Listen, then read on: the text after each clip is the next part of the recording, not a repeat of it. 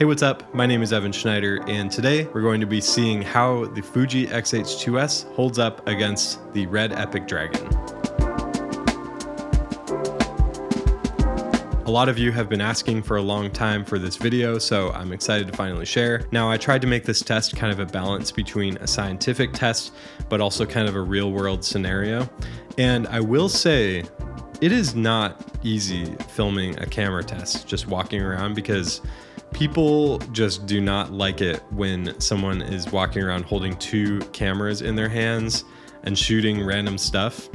So you're welcome. I use the same lens for both cameras, so I would shoot one clip and then I would switch the lens over and I would shoot the other clip with the other camera. Now, the Red Epic Dragon, in my opinion, is one of Red's best cameras. I think it'll go down in history as one of the best sensors they've ever made. And then there's the Fuji X-H2s, which is Fuji's current flagship camera. It has incredible dynamic range. It also came with the introduction of F-Log2, and I love using my X-H2s as a daily camera and even on some commercial projects. The Red Epic Dragon is significantly older than the Fuji X-H2s, so it's just kind of crazy how ahead of the time Red was in terms of image quality and dynamic range. It took so long for other camera manufacturers to catch up, and in my opinion, Red is still definitely ahead of the game. They make some of the best cameras on the market for sure. The Fuji X-H2s clips were shot in Ultra HD, ProRes 422HQ, 2398p,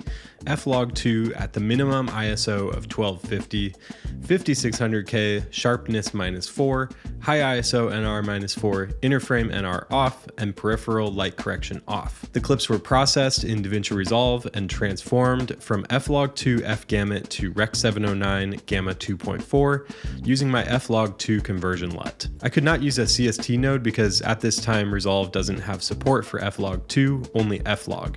So I chose to use my own conversion LUT instead of Fuji's default LUT because it preserves a bit more detail in the highlights and shadows, and it has a more pleasing tone curve and color balance. The Red Epic Dragon clips were shot in red code 10:1, 2398p, ISO 800 and 5600K white balance. They were debayered in DaVinci Resolve in IPP2, full res premium, 16 bits with red wide gamut RGB color space and log 3G10 curve, then converted to Rec. 709 BT1886 using a CST node. I shot all of these clips using a Sigma Art 18-35 f1.8 EF mount lens on both cameras and adjusted the focal length to achieve a similar field of view. I did not use any ND filters in order to get the cleanest image possible, so to compensate and to be able to shoot at the same f-stop for both cameras and to keep the ISO constant, I adjusted exposure using the shutter speed. So for these examples, please don't pay attention to the motion blur since it was a bright day and my shutter speed was pretty high. All right, let's get into it, and I'm gonna share some of my thoughts after these comparisons.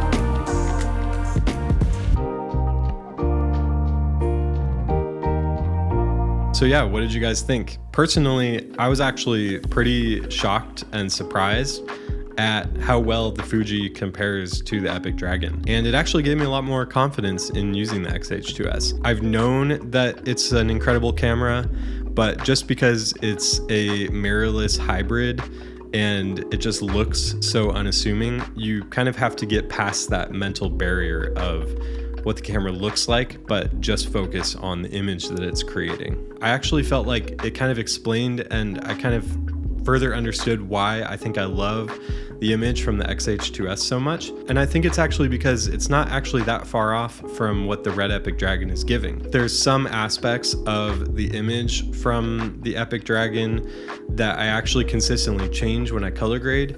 Like for instance, I usually shift the hue of the blue tones more towards teal when I color grade the red footage. I feel like they almost lean almost like a purple. And so I feel like the Fuji actually nails those colors right out of the box. And a lot of the characteristics of the red footage that I wish I could change are things that the Fuji does natively. In most of these shots though, the differences are so small that they're often things that I can change in post. Like for example, when I was talking about the hue of the blue tones, I can easily fix that with a hue versus hue curve. But I think the biggest thing that you'll notice right off the bat when comparing the two cameras is just the sharpness. The X-H2s is incredibly sharp and has a very clean looking image, while the red, while it's not blurry, it's just not as sharp. It's not like things are out of focus, but things just aren't as like clear, which I don't think this is a bad thing either way. I don't think it's bad that the X-H2s is sharp, and I don't think it's bad that the Red Epic Dragon is a little bit softer. However, I do think that the X-H2s could have a bit more range in the sharpness settings, because I was shooting at the lowest sharpness, -4, and I feel like if the -4 setting was actually like the 0 setting, and then we could decrease the sharpness a little bit more from there, I feel like that would be a better balance. But that is to say that with the Epic Dragon, usually with that footage, I end up sharpening it a little bit to make it look a little bit sharper and cleaner. Also, this is kind of a minor point, but I feel like the Epic Dragon sensor just kind of picks up on very slight gradations of color and luminance values. And it's not really something that you can point out or describe, but I think you can feel it when you're looking at the image. I would say I do prefer the larger sensor on the Epic Dragon, because with the same lenses, it allows me to shoot a little bit wider. It also allows me to achieve a bit shallower depth of field with the same lenses. However, with the X-H2s and the 6K open gate mode, I do appreciate the ability to make a vertical version using the taller frame, or even just have flexibility in post of reframing up and down. I've shot multiple interviews using the Red Epic Dragon as an A cam and the X-H2s as a B cam, and I felt like they matched up perfectly, and they only took a little bit of adjusting to make sure that they match and to make them look good together. Plus, I've rigged out my X-H2s to have a cage, and it uses the same V-mount batteries that I use for my Red camera, and so bringing along the X-H2s is super easy. I just throw the camera body in my bag with the cage and a monitor, and I'm good to go. I have a 2-camera setup. So it's really interesting because at this point, the image quality is actually surprisingly comparable. And so really the only differentiating factor, in my opinion, is the actual camera body. It really just depends on my needs for that specific shoot. Like, do I want a lightweight rig, or do I need to rig a wireless transmission, follow focus rods, handles, etc.? Or do I want the flexibility in post to be able to grade our 3D files? Or am I okay with a simple ProRes 422 HQ file? These are all important factors that I consider when I'm deciding between shooting with the X-H2s and the Red Epic Dragon. So yeah, I'm super curious what you guys think of the results. Make sure you leave a comment down below and tell me which camera you prefer, which image you prefer. Like I said, all of the X-H2s clips were converted to Rec. 709 using my F-Log2 conversion LUTs. And you can find those LUTs, download them, and purchase them on my website, lutcompany.com. There's a pack that includes the conversion LUTs, and then there's also a creative pack that includes the conversion LUTs plus some built-in looks for both F-Log and F-Log2, and it gives you a very clean, very nice image to start off with for the rest of your color grade. If you're on the fence about actually purchasing an X-H2s, I feel like this test really gave me a lot of confidence in the camera, and I have links down below if you want to actually go ahead and purchase an X-H2s. Thank you so much for watching, and I will see you in the next one.